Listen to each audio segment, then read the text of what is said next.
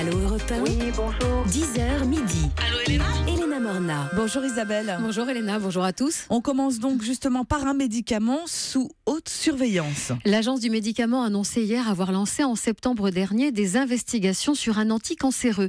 6 patientes qui suivaient le traitement sont mortes l'année dernière. Le médicament mis en cause est le docétaxel, le générique d'un médicament souvent prescrit pour éviter les récidives du cancer du sein après une opération chirurgicale et qui jusqu'à présent n'avait pas posé le moindre problème. La réaction de Jean-François Maurer, cancérologue à l'hôpital Avicenne de Bobigny, au micro Europe 1 de Martin Fenot. C'est un médicament qui est connu depuis de nombreuses années, bien sûr, avec toujours des effets secondaires qui sont généralement bien connus. Donc c'est vrai qu'une fréquence trop élevée des pertes de malades n'est pas quelque chose qui est habituel, non.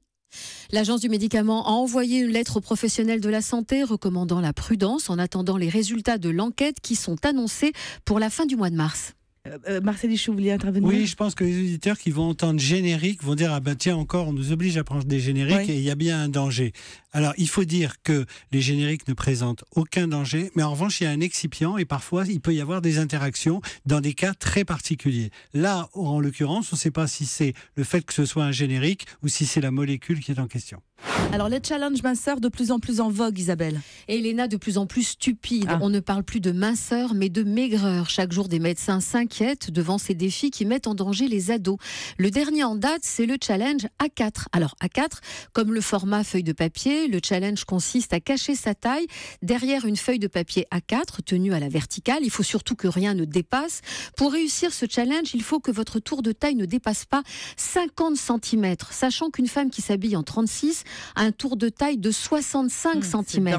50 cm, c'est rien. Une taille enfant, c'est du 10 ans et c'est surtout la porte ouverte à l'anorexie. Les explications de Bérénice Segrestin, endocrinologue et nutritionniste au Centre de référence des troubles alimentaires de Lyon. La question des réseaux sociaux, c'est surtout la question de l'entrée dans la maladie. Aujourd'hui, c'est vrai qu'on peut retrouver en fait ces formes de challenge qui vont faire rentrer la personne dans cette maladie. En fait, c'est-à-dire que on va commencer par un challenge et finalement, parce qu'on a des facteurs prédisposants à l'anorexie mentale va s'installer. Concernant l'attitude des parents par rapport à ces challenges, je pense qu'il faut rester attentif aux signes de la maladie, qui sont des ruminations anxieuses autour de la question de l'alimentation, autour du poids, autour de la forme, une diminution de ce qu'on va manger dans l'assiette, une augmentation de sa dépense énergétique avec la pratique d'un sport de manière intensive et surtout en parler le plus vite possible à leur médecin traitant pour que les choses soient dites.